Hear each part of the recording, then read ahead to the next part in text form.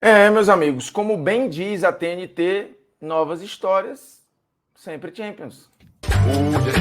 Nunca pensei em ser perfeito, mas vou correr pelo direito. Fala, moçada, beleza? Bruno Formiga na área, na meta aí dos 400 mil inscritos, sem pedir inscritos, né? Vamos ver se a gente consegue bater esse desafio. Seguinte, terminou a primeira fase da Liga dos Campeões da Europa, a fase de grupos. Por sinal, a última fase de grupos da história da Liga dos Campeões. Pelo menos se não houver mudanças nos próximos 3, 4, 5, 6 anos, porque a partir da próxima temporada a gente terá um novo formato de Liga dos Campeões da Europa e não mais teremos a fase de grupos. Nessa ainda tem, e nós já temos os definidos para as oitavas de final. Falta o que agora? O sorteio das oitavas, que será feito na próxima segunda-feira, no dia 18. E os potes ficaram assim. O objetivo do vídeo aqui vai ser avaliar melhor futebol da primeira fase, destaques, times fios desencapados que podem atrapalhar a vida de alguns gigantes, gigantes que podem melhorar, que podem piorar, gigantes que estão estabelecidos e que vão longe de novo na Liga dos Campeões. Então é o seguinte, o pote 1, e aí os primeiros colocados dos grupos, ficou o pote 1 com Bayern, Arsenal, Real Sociedad, Atlético de Madrid, Borussia Dortmund, City e Barcelona. Muita gente grande e muita gente que jogou bem na primeira fase. Alguns, nem tanto. Pote 2, com algumas gratas surpresas e também times que jogaram um bom futebol. Copenhague, talvez a grande surpresa da primeira fase, até porque estava num grupo enroladinho, né? Era o grupo do erro zero, que era o grupo que tinha Bayern, Galatasaray, Manchester United e o Copenhagen passou. PSV está com 100% de aproveitamento no momento da gravação desse vídeo lá, no campeonato holandês. Só tem uma derrota na temporada e foi para o Arsenal. A temporada do PSV é muito boa e é um time legal de se ver jogar. O Napoli classificou no grupo do Real Madrid e vem numa transição de trabalho natural que oscile, normal. Inter de Milão, essa tá voando, viu? Ótimo campeonato italiano, melhor defesa assim, disparado no campeonato italiano e fez uma primeira fase de Champions bem interessante. Porém, fez uma escolha na última rodada e acabou perdendo o primeiro lugar para a Real Sociedad. Isso pode cobrar um preço caro para a Inter de Milão, que tem bola para ir longe de novo na Liga dos Campeões. É a atual vice-campeã. Lazio, o time é um na Champions e um no Campeonato Italiano, né? Tem que decidir quem é essa Lazio que vai para as oitavas. PSG passou no limite, por muito pouco nem passa, ficou em segundo no grupo da morte, né? O Borussia passou em primeiro, o PSG acabou empatando na última rodada e passou em segundo. Se o Newcastle tivesse vencido o jogo dele na Inglaterra, o Newcastle tinha passado. Só que ganhou o Milan de virada. E aí, no critério de desempate, no confronto direto com o PSG, deu o PSG. Leipzig está muito constante, né, na Liga dos Campeões, impressionante. E o Porto, com os brasileiros jogando muito bem. É uma próxima fase, oitavas, que, sim, se desenham alguns duelos bem legais mesmo. Assim, muita gente do pote 2 que vai para o all-in. Não tem nada a perder, gente que já está no lucro ali e pode embaçar a vida de alguns gigantes. No balanço dessa fase, a gente tem o melhor ataque, o City, com 18 gols. A melhor defesa, a Real Sociedad, com impressionantes 2 gols sofridos. É um time assim muito legal de ver jogar, plasticamente bonito, né? E muito seguro defensivamente, porque fica muito com a bola também. Os artilheiros da primeira fase, a gente tem 4 caras com 5 gols.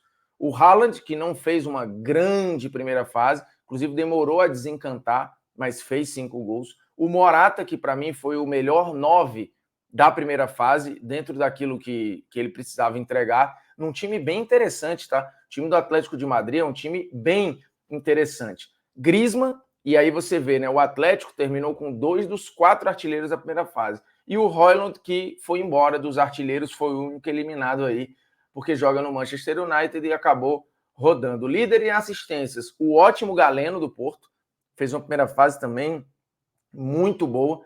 Além das assistências, meteu o gol. E o Saka, que também fez uma primeira fase muito legal, né, pelo Arsenal. O Arsenal teve o Saka de destaque, o Martinelli de destaque, o Gabriel Jesus de destaque, o Odegaard jogou muito. Então, assim, é um time para se observar também para as oitavas de final. E as melhores campanhas, os dois únicos 100%, a gente teve alguns times invictos, porém, só 2 com 100% de aproveitamento. O City, que estava num grupo bem acessível para a sua realidade, é o atual campeão, termina com 100% de aproveitamento, e olha que assim, fez a primeira fase tirando o pé, né? Alguns jogos começou até perdendo, teve que buscar a virada, e o Real Madrid também com 100% de aproveitamento. O Real eu acho que é um time para olhar, porque, enfim, é o maior campeão, é o Real Madrid, é praticamente dono dessa competição, mas passa por uma transição, por um processo que é muito bem administrado pelo Ancelotti. Assim, impressionante a segurança que ele passa nessa transição.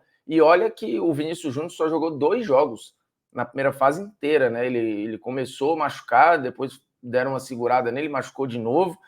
E você vê ali muita rotação do elenco, muitas alterações, mas uma constância, um time fisicamente muito forte quando todo mundo está apto ali ou está bem, né? E com variações táticas, a adaptação do Bellingham dentro desse novo Real é incrível, é uma utilização muito ponderada do Kroos e do Modric. Olha que assim, é o Ancelotti que está administrando saídas em sequência, um Real Madrid que vai se reinventando e que na temporada passada perdeu o Casemiro, já tinha perdido antes o Sérgio Ramos, depois perdeu o Benzema, mas vai mantendo uma pegada e uma toada que é incrível, assim. Então, óbvio, é sempre para ficar de olho. E mirando, projetando as oitavas de final, baixe o SofaScore. Eu uso o SofaScore nas transmissões, na minha preparação para jogos, é o mais antigo parceiro desse canal. 100% de graça, você baixa o aplicativo, tá? O link está na descrição do vídeo, ou você pode apontar para este QR Code e já baixar de graça e na hora, beleza? E aí lá você acompanha tempo real dos jogos, as estatísticas, mapa de calor, fazendo comparações. Por exemplo, eu fiz o jogo do Milan na última rodada e a gente estava com uma questão, né? O Theo Hernandes vinha sendo usado de zagueiro nos 2 últimos jogos. E eu não tinha visto os jogos completos do Milan, esses 2 últimos.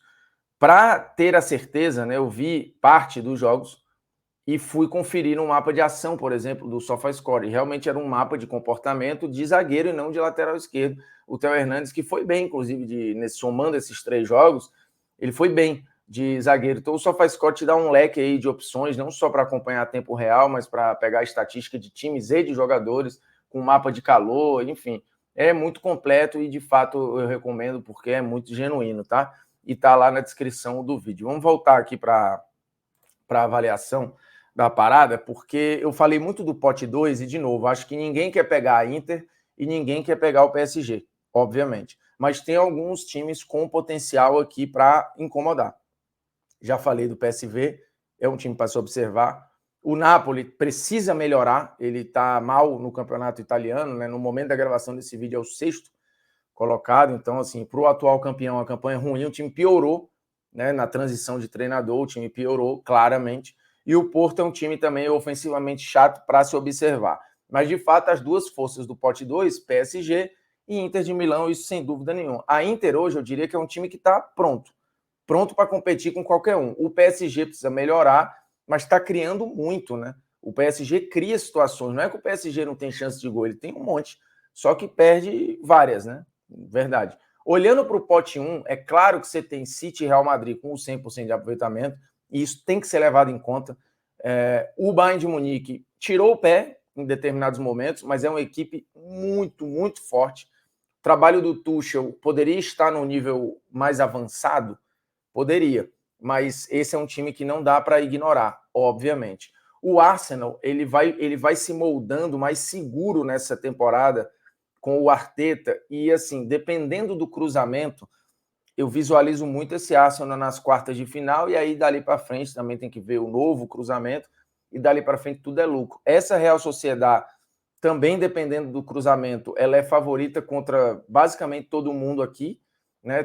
Talvez não seja contra a Inter e PSG, mas acho que é contra todo o resto. inclusive contra equipes tradicionais.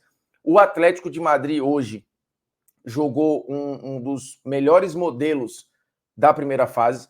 Ofensivamente, esse time é outro comparado ao que você talvez tenha na cabeça de estereótipo do Simeone.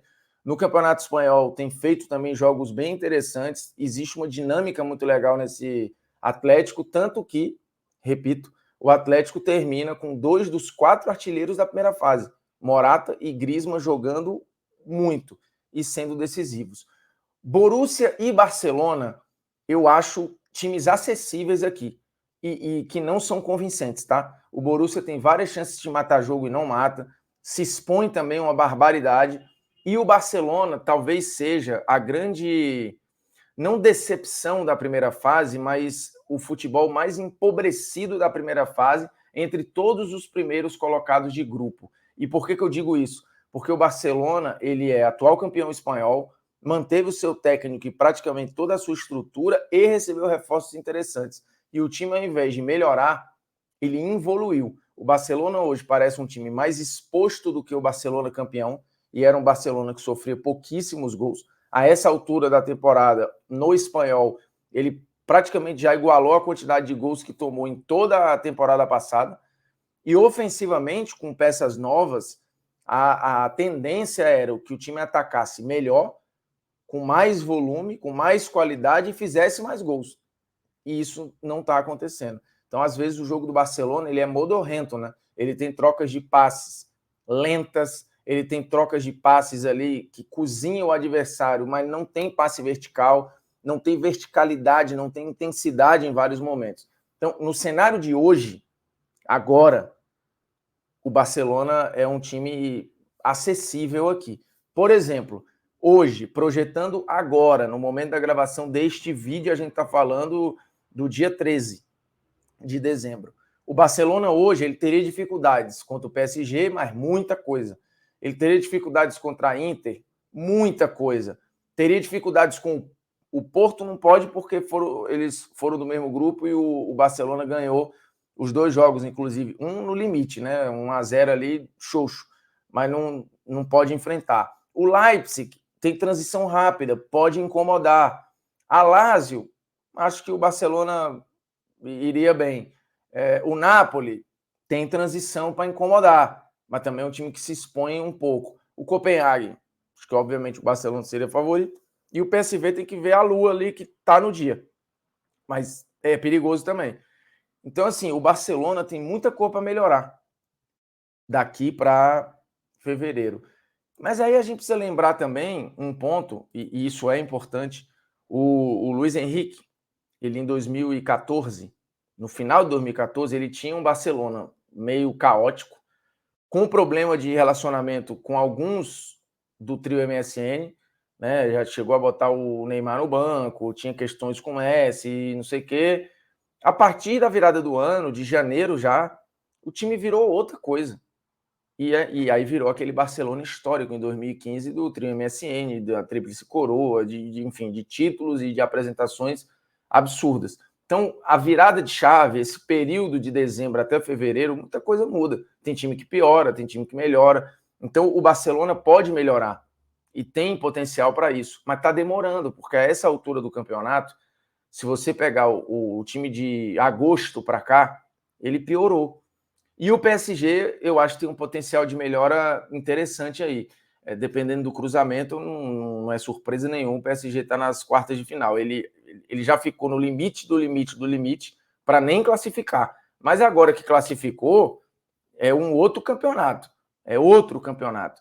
Então é uma Champions com muitas histórias interessantes. A gente pode ter aí alguns campeões bem legais, assim, alguns semifinalistas ou gente que vai avançar que normalmente não está lá, né? A saída de algumas estrelas, esse reordenamento das potências na Europa dá à Liga dos Campeões uma competitividade, um equilíbrio muito grande. A gente tem visto algumas ligas com novos protagonistas aí, ou com times interessantes aparecendo. Na Espanha, por exemplo, né, você tem o Atlético fazendo um grande campeonato, o Girona, líder do campeonato e com um futebol muito seguro. Mas da mesma Espanha vem uma potência como o Real Madrid, que, cara, é incrível o que faz o Ancelotti. Então eu estou muito curioso para o sorteio, para ver alguns confrontos. E, de novo, a gente faz projeções baseado no agora, mas daqui para o dia do jogo, muita coisa muda, né? Tem desfalques, tem ausências, tem janela, tem uma porrada de coisa, assim. Por exemplo, na transmissão do jogo do Milan, eu lembrei lá que só na temporada o Milan já teve 26 lesões, 18 delas lesões musculares. Porra, o time não conseguiu ter um rosto durante a temporada.